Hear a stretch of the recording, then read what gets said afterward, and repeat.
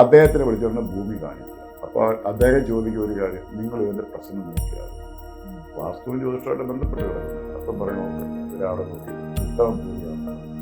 അപ്പം അയാൾ നോക്കിയിട്ട് പറയും ഭൂമിയുടെ ചെറിയ കാര്യങ്ങളുണ്ട്, അതുകൊണ്ട് തന്നെ എന്തെങ്കിലും കാര്യങ്ങളൊക്കെ കൊണ്ട് അദ്ദേഹം വാസ്തുപരമായിട്ട്. അപ്പം കടലിൽ വരുന്ന കാറ്റ് അടിച്ചു കഴിഞ്ഞാൽ പെട്ടെന്ന് നമുക്ക് അടുപ്പിൽ അപകടം ഉണ്ടാകാതിരിക്കാനാണ് കിഴക്ക് ഭാഗത്തേക്ക് അഗ്നി മൂലയിലേക്ക് അടുക്കള പോകുന്നത്.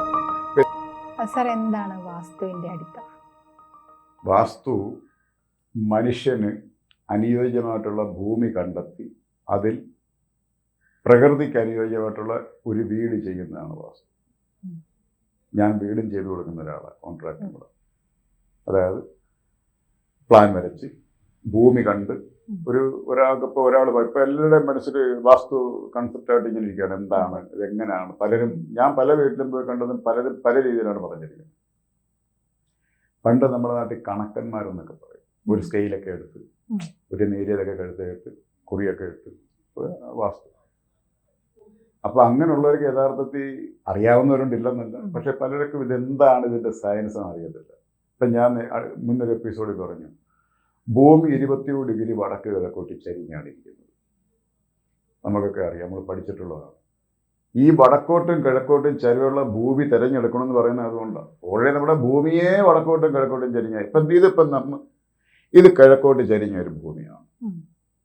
ഇവിടെ വെള്ളം ഒഴിച്ചാൽ എന്ത് പറ്റും? ഇത് താപ്പോട്ടല്ലേ ഒഴുകും. അപ്പോൾ ഇവിടെ നമ്മളൊരു കിണർ ഒഴിച്ചാൽ എന്താവും? ആ കിണർ വെള്ളം കിട്ടും. വടക്ക് കിഴക്കല്ലേ കിണറിൻ്റെ സ്ഥാനം. വടക്കോട്ടും കിഴക്കോട്ടും ചരിഞ്ഞ ഭൂമിയാണെങ്കിൽ അവിടെ വടക്ക് കിഴക്ക് കിണർ കുത്തിയ വെള്ളം കിട്ടും. കാരണം ഈ വീഴുന്ന മഴവെള്ളം താഴെ സ്റ്റോർ ആവും. ഇത് സയൻസ് അല്ലേ. അപ്പോൾ ഈ വടക്കോട്ട് 27 ഡിഗ്രി വടക്കോട്ടും കിഴക്കോട്ടും വടക്ക് കിഴക്കോട്ടും ചരിഞ്ഞിരിക്കുന്ന ഭൂമിയിൽ താമസിക്കുന്ന നമ്മൾ ഒരു വസ്തു നമ്മൾ തീരുമാനിക്കുമ്പോൾ ഒരാളിപ്പോൾ മനസ്സിൽ പറയുകയാണ്. അപ്പം ഞാൻ ഈ പ്രേക്ഷകർക്കല്ലേ വ്യൂവേഴ്സിന് മനസ്സിലാവുന്ന രീതിയിൽ പറഞ്ഞു തരാൻ കാര്യങ്ങൾ. ഒരാൾ വിചാരിക്കുന്നു എനിക്കൊരു വീട് വെക്കണം, കൈ കുറേ ക്യാഷ് ഉണ്ടാവും. അദ്ദേഹം ആദ്യം ചെയ്യേണ്ടത് എന്താണെന്നറിയോ? അദ്ദേഹത്തിന് വിശ്വാസമുണ്ട്. ജ്യോതിഷം പഠിച്ച ഒരു വ്യക്തികളുടെ കബഡി വാരി നോക്കുന്നതല്ല ജ്യോതിഷം, വേറെ ജ്യോതിഷം പഠിച്ച് സയൻറ്റിഫിക്കായിട്ട് പഠിച്ച് ഒരു വ്യക്തിയുടെ ചെന്നിട്ട് പറയും, സാറേ എനിക്കൊരു വീട് വെക്കണം, എൻ്റെ ജാതകം നോക്കും, വീടിന് യോഗമുണ്ടോ? അതാണല്ലോ ആദ്യം നോക്കേണ്ടത്. വിവാഹ യോഗം, വാഹന യോഗം, ഗൃഹയോഗം, സന്താന യോഗം, ഇതെല്ലാം യോഗം ഉണ്ടല്ലേ പറ്റും. എത്രയോ പെൺകുട്ടികൾ സൗന്ദര്യം, വിദ്യാഭ്യാസവും കുടുംബമൊക്കെ കൊണ്ടിട്ട് വിവാഹം നടക്കാതിരിക്കുന്നു. അപ്പോൾ എന്തോ പ്രശ്നമില്ല ജാതകത്തിനകത്ത്. അപ്പോൾ അതുപോലെ നമുക്ക് സമ്പത്തുണ്ടാവും, പണം ഉണ്ടാവും, എല്ലാം ഉണ്ടാവും. അപ്പം പറയാം നമുക്ക് എനിക്കൊരു വീട് വെക്കണം, വീടിന് യോഗമുണ്ട്. അപ്പോൾ അദ്ദേഹം നോക്കിയിട്ട് വീടിന് യോഗമുണ്ട്, 6 മാസത്തോടെ കഴിഞ്ഞാൽ സാറിന് വീട് വെക്കാനുള്ള യോഗം തുടങ്ങും, നോക്കിക്കോളാം പറയും. അദ്ദേഹത്തിൻ്റെ പാർട്ടോടെ കഴിഞ്ഞു, ജോത്സ്യൻ്റെ ജോലി അവിടെ കഴിഞ്ഞ് നിങ്ങൾക്ക് വീടിന് യോഗമുണ്ട്. എന്നിട്ട് അയാൾ ഒരു കാര്യം പറയും, അനുയോജ്യമായിട്ടുള്ള വസ്തു കണ്ടെത്തിയിട്ട് ഒന്നുകൂടെ വരണമെന്ന് പറയും. സാധാരണക്കാർ വിചാരിക്കും ആ ജോത്സ്യൻ ഇയാളെ ഒന്നുകൂടെ വിളിച്ചു വരുത്തി ഒരു പക്ഷേ പ്രശ്നം നോക്കിയിട്ട് പൈസ അടിക്കാനാണ്. ഇയാൾക്കുള്ള പൈസയും കൊണ്ട് പുള്ളി ചിലവഴിക്കുക. അദ്ദേഹം കൊടുക്കുന്ന 500 അല്ലെ 1000 എത്ര കൊണ്ട് ആയിക്കോട്ടെ. അദ്ദേഹം വിളിച്ചു എന്തിനാണെന്നറിയോ? നിങ്ങളൊരു ഭൂമി കണ്ടെത്തിയിട്ട് ഒന്നുകൂടെ വരുമെന്ന് വിളിച്ചത് ഇദ്ദേഹത്തിൻ്റെ പൈസ അടിച്ച് മാറ്റാനല്ല, ആ ഭൂമി താമസയോഗ്യമാണോ എന്ന് കബഡി പ്രശ്നത്തിൽ കൂടെ അറിയാൻ പറ്റും. അതിനാണ് വിളിച്ചത്. ഇപ്പോൾ കബഡി പ്രശ്നത്തിൻ്റെ ബേസ് നോക്കിയാൽ സയൻറ്റിഫിക് നോക്കിയാൽ നമുക്ക് പ്രൂവ് ചെയ്യാൻ പറ്റത്തില്ല, പക്ഷേ പല കാരണം കബഡി പ്രശ്നം അറിയാൻ പറ്റും. അപ്പോൾ അദ്ദേഹം പറയും നിങ്ങൾ ഭൂമി കണ്ടെത്തിയിട്ട് വരാൻ പറയും. ഇപ്പോൾ ഭൂമി കണ്ട് അദ്ദേഹം കബഡി പ്രശ്നം നോക്കിയിട്ട് ഭൂമി കുഴപ്പമൊന്നുമില്ല. അല്ലെങ്കിൽ പുള്ളിക്കാരൻ പറയും ഇതിനകത്ത് ദുർമരണം നടന്നിട്ടുള്ള ഭൂമിയാണ്, സംശയമുണ്ടെന്ന് നമുക്ക് നടത്താം. ചില ക്ഷേത്രങ്ങളിലൊക്കെ ദേവപ്രശ്നമൊക്കെ നടത്താൻ പറയുന്നില്ലേ, അങ്ങനെയുള്ള പ്രശ്നങ്ങൾ, ഇവിടെ കാവായിരുന്നു അല്ലെങ്കിൽ അങ്ങനെയുള്ള പ്രശ്നങ്ങൾ. അപ്പോൾ അങ്ങനെ എന്തെങ്കിലും ദോഷങ്ങളുള്ള ഭൂമിയാണോ എന്ന് നോക്കിയിട്ട് പുള്ളി പറയൊക്കെ വീട് വെച്ചു. അടുത്ത വീട് വെക്കാൻ ഉദ്ദേശിക്കുന്ന ആളുടെ ജോലി എന്താണെന്ന് അറിയോ? നല്ലൊരു വാസ്തുക്കാരനെ കാണും.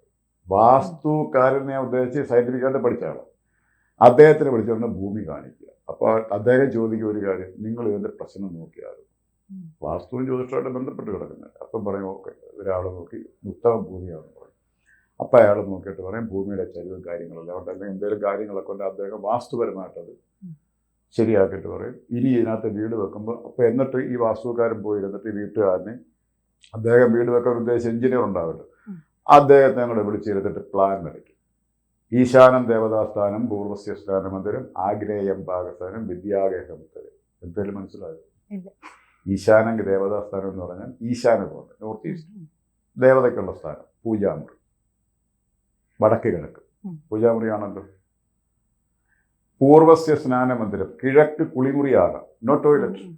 എന്തിനാണെന്നറിയോ? സൂര്യപ്രകാശം കൊണ്ടിട്ട് നമുക്ക് കുളിക്കും. സൂര്യപ്രകാശത്തിലാണ് FIR കണ്ടന്റ് ഉള്ളത്. FIR എന്ന് പറഞ്ഞാൽ ഫാർ ഇൻഫ്രാറെഡ്. 4 to 16 മൈക്രോ വേവ് ലെങ്തിൽ വരുന്ന ഫാർ ഇൻഫ്രാറെഡ് ആണുള്ളത്. ഇതാണ് UV എന്ന് പറയുന്ന രത്നം അബ്സോർവ് ചെയ്യുന്നത്. അത് വേറൊരു പാർട്ടായിട്ട് എപ്പോഴെങ്കിലും ഞാൻ പറയും. അപ്പോൾ ഈശാനം ദേവതാസ്ഥാനം, പൂർവ്വസ്ഥാനം, ആഗ്നേയം ഭാഗസ്ഥാനം, അഗ്നികോണിൽ അടുക്കള, തെക്ക് കിഴക്ക്. വിദ്യാഗേഹമുത്തര, കുട്ടികൾക്ക് പഠനമുറി വേണമെങ്കിൽ അതിനോർത്ത് വടക്ക്, വടക്ക് ബുധൻ്റെ ദിക്കാണ്. ഈ രീതിയിലായിരിക്കണം വീട് പണിയേണ്ടത്. ഇതെന്തുകൊണ്ട് നമുക്ക് തെക്ക് കിഴക്ക് അടുക്കള വേണമെന്ന് പറഞ്ഞു? നമ്മുടെ നാട്ടിൽ ഇപ്പോഴല്ല ഗ്യാസും കാര്യങ്ങളൊക്കെ വന്നു. കേരളത്തിൽ ഏറ്റവും കൂടുതൽ ദോഷം ചെയ്യുന്ന പടിഞ്ഞാറൻ കാറ്റാണ്. അറിയാമല്ലോ, നമ്മുടെ ഒരു ഭാഗത്ത് മൊത്തം കടലാണ്, പടിഞ്ഞാറ് ഭാഗം കടലാണ്. ഇപ്പം കടലിൽ നിന്ന് വരുന്ന കാറ്റ് അടിച്ചു കഴിഞ്ഞാൽ പെട്ടെന്ന് നമുക്ക് അടുപ്പിൽ തീ കൊണ്ടുള്ള അപകടം ഉണ്ടാകാതിരിക്കാനാണ് കിഴക്ക് ഭാഗത്തേക്ക് അഗ്നി മൂലയിലേക്ക് അടുക്കള പോകുന്നത്.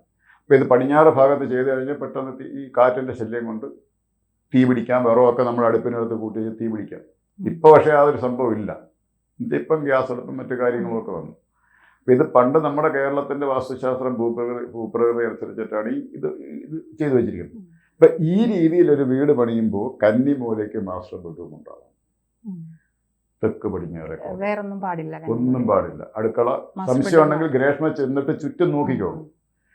അടുക്കള, ബാത്റൂം, കക്കൂസ്, ഇങ്ങനെയുള്ള കാര്യങ്ങൾ കന്നിമൂലയ്ക്കുള്ളവർക്ക് ഞാൻ പറയുന്നില്ല, നിങ്ങൾ സ്വന്തം നോക്കി അവിടെ എന്താണ് അവിടെ സംഭവിക്കുന്നത്.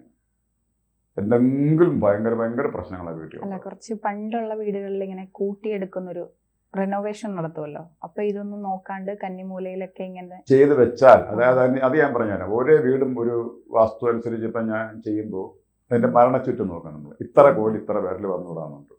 അതനുസരിച്ചിട്ടാണ് നമ്മളിപ്പോൾ 800 സ്ക്വയർ ഫീറ്റ്, 900 സ്ക്വയർ ഫീറ്റ്, 1000, 1200 ഒക്കെ നമ്മൾ ഇങ്ങനെ ചെയ്തു വെക്കുക. അപ്പം നമ്മളിപ്പോൾ അവർ പറയുകയാണെങ്കിൽ എനിക്കൊരു 1500 സ്ക്വയർ ഫീറ്റ് വേണം. ഓക്കെ, അപ്പം ഞങ്ങൾ നോക്കിയിട്ട് ഇതിനകത്ത് ഓരോരുടെയും കണക്കും കാര്യങ്ങളും ഔട്ടറെല്ലാം നോക്കിയിട്ട് എത്ര സ്ക്വയർ ഫീറ്റ് 1500 അപ്പോൾ നിങ്ങൾ കണക്ക് കൂട്ടും പറയാം. അപ്പോൾ 1500 കൃത്യമായിട്ട് ചെയ്ത് വെക്കുമ്പോൾ മരണച്ചുറ്റ് വരും. ഇത്ര കോടി ഇത്ര പേരിൽ വന്നുകൂടാ, അത് മരണച്ചുറ്റാണ്. അപ്പം നമ്മൾ എന്ത് ചെയ്യും? ഒരു 1510 ചെയ്യാൻ പറയും, അല്ലെങ്കിൽ 1480 ചെയ്യാൻ പറയും. അങ്ങനെയാണ് ഇത് ചെയ്യുന്നത്. അപ്പം മരണച്ചുറ്റ് വരാത്ത രീതിയിൽ കൃത്യമായിട്ട് ഭൂമിയുടെ സ്ഥാനങ്ങൾ, മുറിയുടെ സ്ഥാനങ്ങൾ കൃത്യമായിട്ട് ചെയ്താൽ അവിടെ താമസിക്കും. പിന്നെ ഇരുനില വീട്ടുകളിൽ ഗ്രൗണ്ട് ഫ്ലോറിൽ അടുക്കള വന്നിട്ട് അടുക്കളയുടെ മേൽഭാഗത്ത് ഒഴിച്ചിടണം, അങ്ങനെ എന്തെങ്കിലും ഉണ്ടോ? ഒന്നുമില്ല. ബെഡ്റൂം ഭൂമിയായിട്ട് ബന്ധപ്പെട്ട ഭാഗത്തെ വാസ്തു ആപ്ലിക്കബിൾ ഉള്ളൂ. രണ്ടാമത്തെ താഴത്തെ അടുക്കളയുടെ മുകളിൽ ബെഡ്റൂം എന്ത് കാണോ എന്ന് വെച്ച് വടക്ക് കിഴക്ക് ഭാഗത്ത് കൊണ്ട് പൂജാമുടെ സ്ഥാനത്ത് കൊണ്ടൊന്നും ഇത് ചെയ്യരുത്, കക്കൂസൊന്നും ചെയ്യരുത്. അതിൻ്റെ കാര്യം ഞാൻ പറഞ്ഞുതരാം. ഈ നമ്മുടെ നാട്ടിൽ ചിലയിടത്തൊക്കെ ആന്ധ്രയിലൊക്കെ ചെന്ന് കഴിഞ്ഞാൽ ഞാൻ അവിടെ നോക്കിയിട്ടുണ്ട്. അവിടുത്തെയൊക്കെ ബ്രാഹ്മിൺസിൻ്റെ വീടുകൾ ഇവിടെ ഉണ്ട്. വടക്ക് കിഴക്ക് കിച്ചൺ ഉണ്ടാക്കി വെക്കും, അടുക്കള. അങ്ങനെ ചെയ്യുന്നുണ്ട്, കുഴപ്പമില്ല. അപ്പോൾ അടുത്ത ചോദ്യം വരും, അപ്പോൾ നിങ്ങൾ പൂജാമുറി എവിടെ പണിയും? പൂജാമുറി ഉള്ള വേണ്ടുന്ന ഒരു വ്യക്തി ഒരിക്കലും അവിടെ അടുക്കള കൊണ്ട് പണിയരുത്. ഇനി വിശ്വാസമില്ലാത്തൊരു വടക്ക് കിഴക്ക് അടുക്കള പണിഞ്ഞാൽ, അങ്ങനെ പല പുരോഗമന സംഘടന പ്രവർത്തിക്കുന്ന വീട്ടിൽ ഞാൻ പോയിട്ടുണ്ട്. വടക്ക് കിഴക്കൊണ്ട് അടുക്കള പണിഞ്ഞിട്ട് പ്രശ്നമാകുമ്പോൾ എന്നെ വിളിച്ചിട്ട്, ഈ ചേട്ടാ എന്തെങ്കിലും മാർഗമുണ്ടോ? ഞാൻ ഒറ്റ മാർഗ്ഗമേ ഉള്ളൂ, ഒള്ളി വെജിറ്റേറിയൻ ഇവിടെ കുക്ക് ചെയ്യുക. ബൈ ചാൻസിൽ നമ്മുടെ അടുക്കള ഈശാന കോണിൽ വന്നു, അവിടെ നോൺ വെജ് കുക്ക് ചെയ്യരുത്. ഇതൊന്നും സയന്റിഫിക്കായിട്ട് തെളിവ് ചോദിക്കരുത്. ചെയ്ത് നോക്കിയിട്ട് നെഗറ്റിവിറ്റി വരുന്നുണ്ട് എന്നെ വിളിച്ചാൽ മതി.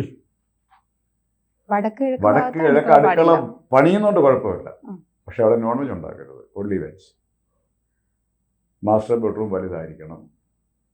ശരിക്കും അടുക്കളയുടെ സ്ഥാനം തെക്ക് കിഴക്ക്, അഗ്നികോൺ. സ്ഥലമുണ്ടല്ലോ നമുക്ക്, ഓരോന്നിനും ഓരോ നമ്മുടെ ആചാരമേ. ഞാൻ നേരത്തെ പിന്നെ എന്താ പറയുന്നത്, ഭൂമിയിൽ നിന്നും സൂര്യനിലേക്കുള്ള ദൂരമൊക്കെ കണ്ടുപിടിച്ച് ആചാര്യന്മാരൊക്കെ ജീവിച്ചിരുന്ന സ്ഥലമാണ് ഭാരതം. ഇതൊക്കെ അവർ പറഞ്ഞിരിക്കുന്നത്, സുരേഷ് ശേഷയിലെന്ന് നിസ്സാരനായി ഞാൻ പറഞ്ഞ കാര്യങ്ങളല്ലേ. നമ്മുടെ കാരണന്മാരും നമ്മുടെ മുനിമാരും പറഞ്ഞിരിക്കുന്ന കാര്യങ്ങളാണ് ഞാനിവിടെ ആൾക്കാർക്ക് പറഞ്ഞത്. ഈശാനം ദേവതാസ്ഥാനം, പൂർവസ്യ സ്നാനം, മന്ദിരം, ആഗ്നേയം ഭാഗസ്ഥാനം, വിദ്യാഗഹ ഉത്തരം എന്ന് പറഞ്ഞാൽ എന്തെങ്കിലും കാര്യങ്ങൾ അതിനകത്ത് ഉണ്ടായിട്ടായിരിക്കും അവരങ്ങനെ പറഞ്ഞിരിക്കുന്നത്. അപ്പം അത് നമ്മൾ കൃത്യമായിട്ട് ആപ്ലിക്കബിൾ. ഇപ്പോൾ ആൾക്കാർ വലിയ മോളുകൾ പോലും പണിയുമ്പോൾ ഇതൊക്കെ നോക്കുന്നുണ്ട്. മരണച്ചുറ്റ് ചില വീടുകളിൽ വടക്ക് കിഴക്ക് അടുക്കള, അതിനുശേഷം വർക്കിംഗ് കിച്ചൺ, വേറൊരു കിച്ചൺ വരുന്നുണ്ട്. അപ്പോൾ ആ ദോഷം ഒഴിവാകുമോ? അല്ല, അവിടെ പണിയുന്നതുകൊണ്ട് കുഴപ്പമില്ല, നോൺ വെജ് വെക്കാതിരിക്കുക. അപ്പം എൻ്റെ ചോദ്യം അതാണ് അടുത്തത്. അപ്പം ആ വീട്ടിൽ പൂജാമുറി ഉണ്ടെങ്കിൽ അതവരവിടെ പണിയും. അവർക്ക് ദൈവവിശ്വാസമുള്ള കൂട്ടത്തിലാന്നിരിക്കട്ടെ, അവരവിടെ പൂജാമുറി പണി. അപ്പം പൂജാമുറി തെക്ക് കിഴക്ക് പോകണം. അത് സ്യൂട്ടബിൾ അല്ല, അഗ്നികോണാണ്. ഞാൻ ചെയ്യുന്ന പല വീട്ടിലും പലരും പറയുന്നുണ്ട് നിങ്ങൾ, ഞാൻ പറഞ്ഞു കൊടുക്കുക, അവർ പറയും സാറേ അഗ്നികോണിൽ എല്ലാ കാര്യങ്ങളും നമുക്ക് അവിടെ അങ്ങ് ചെയ്യാം എന്ന് വെച്ചാൽ അവർ ഇലക്ട്രിക്കിൻ്റെ മീറ്റർ പോലും അവരെ വെക്കും, അഗ്നിയായിട്ട് ബന്ധപ്പെട്ട കാര്യങ്ങളല്ലേ. അപ്പോൾ അങ്ങനെയുള്ള കാര്യങ്ങളൊക്കെ കൃത്യമായിട്ട് ചെയ്യുന്നവരൊക്കെ വീട്ടിൽ ചില കണ്ടിട്ട് ഭയങ്കര ലോണൊക്കെ എടുത്ത് മുട്ടം വീടൊക്കെ വെച്ചിട്ട് 6 മാസം കഴിഞ്ഞ് പത്രത്തിൽ പരസ്യം ഹൗസ് ഫോഴ്സ് വൈ. ഇതൊരു പ്രധാന ഘടകമാണ്. നമ്മളൊരു വീട് വെക്കുന്ന എന്തിനാ? വീടിൻ്റെ മുറിയുടെ എണ്ണമോ സ്ക്വയർ ഫീറ്റിൻ്റെ കണക്കോ അല്ല, നമുക്ക് ആവശ്യമുള്ള രസതന്ത്രത്തിൽ മോഹൻലാൽ പറയുന്നതാണ്, ആ വീടിന് നമ്മളെ കൂടി ആവശ്യമുണ്ടോ നോക്കുക. നമുക്ക് വീട് ആവശ്യമുണ്ട്, വലിയ കൊട്ടാരം പണിയിട്ട് കടം കയറുന്നതിനെക്കാട്ടി ആവശ്യമുള്ള സാധനം പണിയുക. 4 പേര് 5 പേരുള്ള ഒരു വീട്ടിൽ നിങ്ങൾ മാക്സിമം ഒരു 5 ബെഡ്റൂം മതി. പോർച്ചിന് സ്ഥാനമുണ്ടോ? എല്ലാത്തിനും സ്ഥാനമുണ്ട്. അതുപോലെ തന്നെ ഒരു 50 സെന്റ് ഭൂമിക്കകത്തൊരു വീട് വെക്കണമെങ്കിൽ കന്നിക്കോണെന്ന് പറയും. കന്നിമൂലയുടെ ഭാഗത്തോട്ട് ഒന്നുകിൽ ചേരുക, അല്ലെങ്കിൽ വടക്ക് കിഴക്കോട്ട് ചേർത്ത് വീട് വെക്കുക. പക്ഷേ നമ്മളെല്ലായിടത്തും കന്നിമൂലയ്ക്കോട്ട് ചേർത്ത വീട് വെക്കുന്നത് കുറച്ച് തെക്ക് പടിഞ്ഞാറോട്ട് ചേർത്ത് വീട് വെക്കുമ്പോഴുള്ള കാര്യം എന്ന് പറയാൻ നമുക്ക് വടക്ക് കിഴക്ക് കിണർ കുത്തുള്ള സ്ഥലം കിട്ടും, കാർക്കൂറിച്ച് പണിയാനുള്ള സ്ഥലം കിട്ടും, ഗേറ്റിനുള്ള സ്ഥലം കിട്ടും. ആ ഭാഗത്തോട്ട് വീട് കയറ്റി കഴിഞ്ഞാൽ പ്രശ്നമാണ്. ആ ഭാഗത്തോട്ട് വീട് പണിയാം, പടിഞ്ഞാറെന്നാണ് എൻട്രൻസ് എങ്കിൽ. അതുകൊണ്ടാണ് ഞങ്ങളെ ഇതിന് വിളിക്കുമ്പോൾ ഞാൻ പറയും, എനിക്ക് ആദ്യം നിങ്ങളുടെ ഭൂമി ഒന്ന് കാണണം. ഞങ്ങൾ പോകുന്നത് ഈ ഭൂമിയിലേക്ക് എവിടെ നിന്നാണ് എൻട്രൻസ് വരുന്നത്. വടക്കുന്ന എൻട്രൻസ് വരാം, തെക്കുന്ന എൻട്രൻസ് വരാം, പടിഞ്ഞാറുന്ന് വരാം, കിഴക്കുന്ന് വരാം. കോമൺ ആയിട്ട് ഈ ദർശനം ഏത് ഭാഗത്തായിരിക്കും ഏറ്റവും? അതാണ് അതും ആൾക്കാർക്ക് തെറ്റിദ്ധാരണ. വടക്കോട്ടോ കിഴക്കോട്ടോ ദർശനം നല്ലതാണ്, കുഴപ്പമില്ല. അത് നമുക്കുള്ള ഈ ഇരിക്കുന്നതും നമുക്കുള്ള സൂര്യൻ ഉദിക്കുന്നതൊക്കെ ചില ആൾക്കാർ പറയും. ഇപ്പം മകരം കുംഭൻ രാശിക്കാർക്ക് തെക്കോട്ട് ദർശനമാകും. ശനിയാണ് അവരുടെ ദശാനാഥൻ. അതുകൊണ്ട് തന്നെ ജാതകത്തിനകത്ത് മകരം കുംഭം ഇടവം തുലാം ലഗ്നക്കാർക്ക് തെക്കോട്ട് ദർശനമാകും. ഇതെല്ലാം കണക്റ്റഡ് ആണ്. അത് ഏറ്റവും ഉത്തമമായിട്ടൊരു അങ്ങനെ ഒരു സ്ഥാനം ഇല്ല, വെറുതെ പറയുന്നതാണ്. ഇപ്പൊ സൂര്യനും മറ്റുള്ള ഗ്രഹങ്ങളും ഒക്കെയാണ് നമുക്ക് അനുകൂലമായിട്ടിരിക്കുന്നെങ്കിൽ നമുക്ക് കിഴക്കോട്ട് ദർശനമാവാം. ഒരാളിപ്പം ഗ്രേഷണം ജനിച്ചിരിക്കുന്ന മകര ലഗ്നത്തിനാണ്, ലഗ്നാധിപനായ ശനി ലഗ്നത്തിലിരിക്കുന്നത്, ജന്മസംഖ്യ 8 ചുമ്മാ അങ്ങ് സപ്പോസ് അങ്ങനെ വരത്തില്ല, അപ്പോൾ വലിയ ഭാഗ്യം കോടിജനമൊക്കെ വരും. അങ്ങനെയാണെങ്കിൽ നിങ്ങൾക്ക് തെക്കോട്ട് ദർശനം വെച്ചിട്ട് വീട് വെക്കാവൂ. അവിടെ ശനിയുടെ ദിക്കല്ലേ. നിങ്ങൾക്ക് ഏറ്റവും അനുകൂലമായിട്ടിരിക്കുന്ന പ്ലാനറ്റ് ശനിയാണ്, മനസ്സിലായില്ലേ? അപ്പോൾ ഈ ദർശനം എന്നൊക്കെ പറയുന്ന ഒരു കോമൺ കാൽക്കുലേഷനാണ്. ഇപ്പം ഞാൻ പറഞ്ഞുതരാം. പിന്നെ തിങ്കളാഴ്ച 7 തൊട്ട് 9 വരെ രാഹു എല്ലാ കലണ്ടറിലും ഉണ്ട്. ആമോ എന്നിട്ട് അവർ ബ്രാക്കറ്റ് ചെറുതായിട്ട് എഴുതിക്കും, ഉദയം 6 മണി എന്നുള്ള കണക്ക്. 6 മണിക്ക് ഉദയമാണെങ്കിലേ 7 തൊട്ട് 9 രാഹു വരും. അപ്പം ഈ ഉദയം നമുക്ക് 6 മണിക്കല്ലല്ലോ വരുന്നത്, 6:30 വരും, 6:20 വരും. അപ്പോൾ ഈ രാഹുകൾ അങ്ങോട്ട് ഉണ്ട്. ഇതെല്ലാം കോമൺ കാൽക്കുലേഷൻ. 8 ചൊവ്വ പെണ്ണിൻ്റെ കല്യാണം നടക്കത്തില്ല, ചുമ്മാ പറയുന്നത്. 8 ചൊവ്വ നിൽക്കുന്ന എല്ലാ 7 ചൊവ്വ നിൽക്കുന്ന ഒന്നും ചൊവ്വ ദോഷമൊന്നുമില്ല. അത് ജാതകം പരിശോധിച്ചാലേ അറിയാൻ പറ്റും. ഈ പൊതുവേ നമ്മുടെ നാട്ടിലുള്ള സംസാരവും ഇതെല്ലാം ഒരു കോമൺ കാൽക്കുലേഷൻ. നമസ്കാരം. ജ്യോതിഷ പണ്ഡിതൻ ശ്രീ സുരേഷ് ശിവശൈലവുമായി നിങ്ങളുടെ ജ്യോതിഷ സംബന്ധമായ പ്രശ്നപരിഹാരങ്ങൾ സംസാരിക്കുവാൻ താഴെ കാണുന്ന നമ്പറിൽ ബന്ധപ്പെടുക. ശ്രീ സുരേഷുമായി ABC മലയാളം ജ്യോതിഷം നിങ്ങളെ നേരിട്ട് ബന്ധപ്പെടുത്തുന്നതായിരിക്കും. ജ്യോതിഷവുമായി ബന്ധപ്പെട്ട എല്ലാ വിശേഷങ്ങളും നിങ്ങളിലേക്കെത്താൻ ABC ജ്യോതിഷം സബ്സ്ക്രൈബ് ചെയ്യുക.